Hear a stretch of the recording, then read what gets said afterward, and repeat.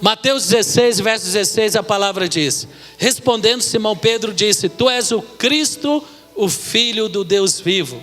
Jesus perguntou: que dizem os homens que eu sou? Eles falaram: alguns falam que profetas, outros falam que eu sou Elias.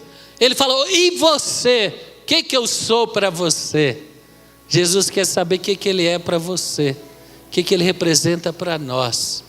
E quando eu ainda estava na adolescência, eu tive o privilégio de um irmão querido falar: você quer receber Jesus, entregar sua vida a Ele, confessar os seus pecados? Falei: quero.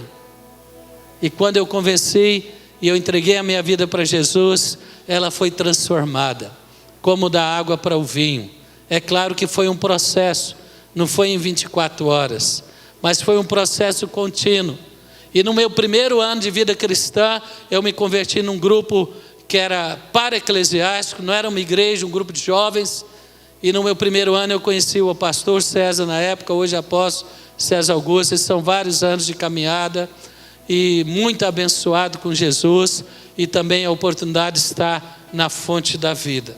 Então Jesus quer saber o que Ele representa para você. Ele é um Deus histórico, Ele é um Deus religioso, Ele é um profeta, Ele é o que para você? Essa resposta é importante. Nesses 25 anos, que nós possamos estar mais enraizados, arraigados, fundamentados, apaixonados em Cristo Jesus e na sua igreja.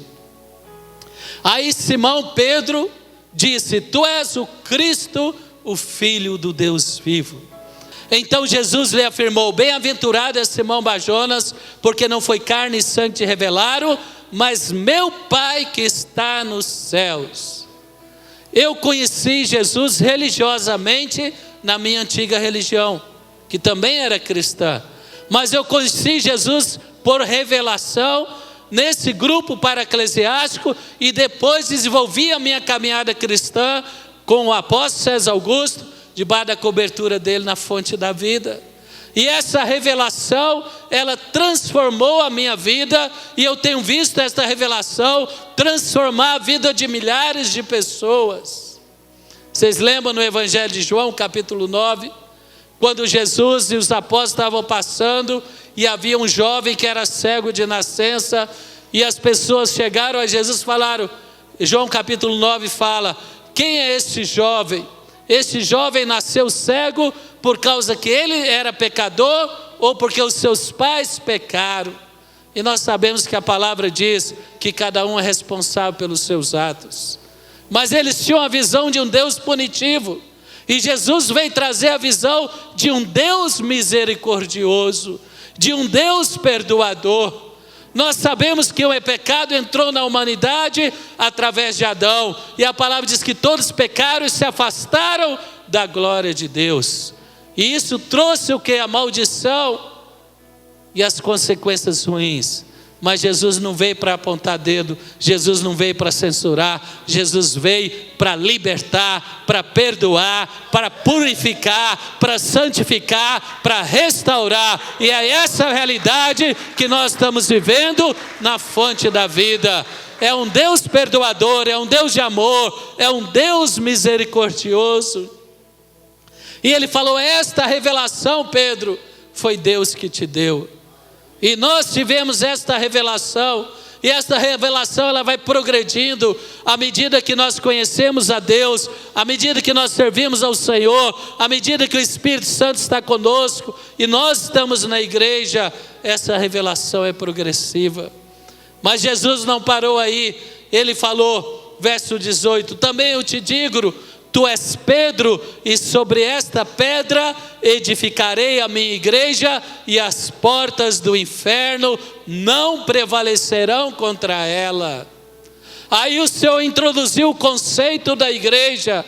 Como o apóstolo falou, a igreja não é do apóstolo, a igreja não é de uma família, a igreja não é de uma associação, a igreja é do Senhor Jesus Cristo, o Deus Todo-Poderoso. Nós passamos, mas a igreja permanece.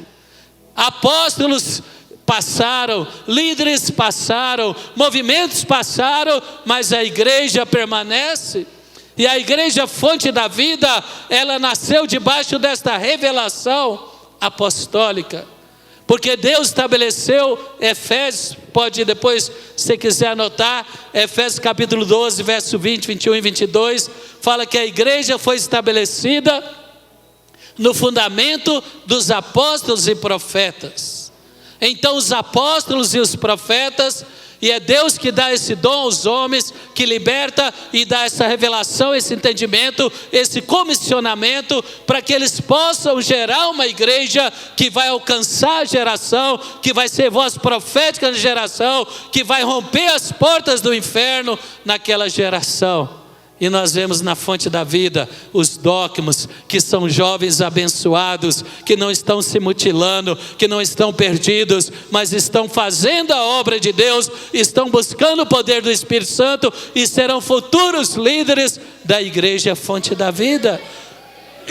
Nós vemos na casa de Deus, esta igreja que ele falou, eu edificarei a minha igreja e as portas do inferno não prevalecerão contra ela. Nós vemos as crianças na geração da fronte, que já estão desde cedo recebendo a instrução na palavra, a semente da palavra está sendo plantada no coração delas. Os pais começam em casa e a igreja aqui vai fortalecer aquele trabalho de evangelização que você faz com as suas crianças. Nós vemos o Ministério Atitude com os jovens, também chamando a juventude para uma vida santa, para uma vida separada, para uma vida com propósito de servir a Deus. Que coisa maravilhosa, em pleno século 21, com tanta liberalidade, entre aspas, libertinagem, com tanta facilidade, com tanta oferta para o pecado, nós vemos jovens abençoados, servindo a Deus, buscando a Deus, sendo referência às vezes para os pais, sendo referência numa sociedade, nas faculdades, nos colégios, nos ambientes de trabalho, jovens cheios do Espírito Santo. Por isso que ele falou, eu edificarei a minha igreja e as portas do inferno não prevalecerão contra ela. E essa é a visão apostólica, essa é a visão que Deus deu à fonte da vida. O apóstolo falou sobre a ação social da igreja, sobre a ação profética da igreja no meio político, influenciar sem se corromper, sem se contaminar, mas ser uma influência positiva para fortalecer aqueles que são de bem e para confrontar o pensamento do mal. Meu irmão, minha irmã, no meio desportivo, no meio cultural, no meio artístico, eu edificarei a minha igreja e as portas do inferno não prevalecerão contra ela. No meio profissional, Deus está edificando uma igreja forte, Deus está edificando uma igreja abençoada, Deus está edificando uma igreja que nesta geração vai cumprir esse comissionamento profético de Jesus. As portas do inferno tentam, mas você é mais forte, Deus é contigo, a cobertura da igreja está sobre a sua vida. Persevera, busca Deus, busca a palavra de Deus, profetiza sobre a sua casa, a maldição vai sair, o pecado vai sair, a tristeza vai sair, a angústia vai sair e o poder de Deus vai prevalecer em nome de Jesus. Aquele jovem que Jesus usou ele como exemplo de o seu amor, da sua misericórdia. Voltando em João capítulo 9, eles perguntaram, esse jovem nasceu assim, a culpa é dele ou dos pais dele? Jesus falou, olha, não é importante agora discutir a culpa, nem ele nem os seus pais pecaram, porque na realidade toda a humanidade pecou. E aí Jesus falou, mas eu vim para que se manifeste as obras de Deus. E o Senhor cuspiu no chão, fez lodo com a saliva, talvez escandalizaria muitos, mas ele passou nos olhos daquele jovem. Não foi isso que ele fez? E a palavra diz que aquele jovem voltou a ver. E a sociedade e a família daquele jovem e o meio religioso viu a transformação na vida daquele jovem. E isso é que nós estamos vivendo. Você tem sido transformado, eu tenho sido transformado. O poder de Deus está transformando a nossa vida, tirando as limitações, tirando as amarras, quebrando as algemas e nos dando uma maneira de manifestar a glória e o poder de Deus através da nossa vida. Quem já está vivendo isso na sua casa? Uma mudança de valores, uma mudança de pensamento, uma mudança de hábitos, uma mudança de palavras, uma mudança de caráter para melhor. Esse é o projeto de Deus para mim e para você. E aquele jovem que era digno apenas de piedade e de misericórdia, não é, de dó das pessoas, ele começou a falar de Jesus. Ele começou a ver, ele começou a sair daquela limitação. Se tem alguma limitação na sua casa, na sua família, continua firme, revelando o que é Jesus, o que é a igreja. E essa revelação vai quebrar esse jugo e essa limitação na sua vida, em nome de Jesus. Oh, meu irmão, outro verso que fala dessa obra maravilhosa. Nós sabemos que a igreja, o fundamento da igreja é Jesus. Que esse fundamento quem lança são os apóstolos e os profetas. E o apóstolo César Augusto é o apóstolo que lançou esse fundamento, Cristo Jesus, e a visão que Deus deu para a fonte da vida fundamentada na palavra. Mas nós sabemos que a igreja também tem uma missão, como nós estamos falando. E Atos capítulo 10 representa essa missão. Abre comigo lá, Atos capítulo 10, verso 37 e diante. Atos capítulo 10, verso 37, o apóstolo Pedro chegando na casa de Cornélio, um centurião romano, que reuniu toda a sua família e toda a sua equipe, seus amigos, para ouvir a palavra de Deus através do apóstolo Pedro. E Pedro falou: vós conheceis a palavra que se divulgou por toda a Judéia, tendo começado desde a Galileia, depois do batismo que João pregou. Como Deus ungiu Jesus de Nazaré com Espírito Santo e com poder, o qual andou por toda parte, fazendo bem, curando a todos os oprimidos do diabo, porque Deus era com ele. Meu irmão, minha irmã, hoje Jesus está em mim e você. E hoje Jesus está na igreja. Quem crê que o Senhor ungiu a sua vida na igreja, fonte da vida, para dar continuidade a essa obra maravilhosa, diz aleluia. Então sentado mesmo, levanta as duas mãos. Fala: Deus ungiu a minha vida na minha igreja com Espírito Santo, com poder, para vencer o mal, para andar em santidade, para em toda parte fazer o bem, liberar as boas novas, libertar os oprimidos, curar os enfermos, porque Deus é conosco. Deus é conosco. Jesus, na geração dele, ele manifestou a graça de Deus, ele manifestou o amor de Deus, ele manifestou o poder de Deus.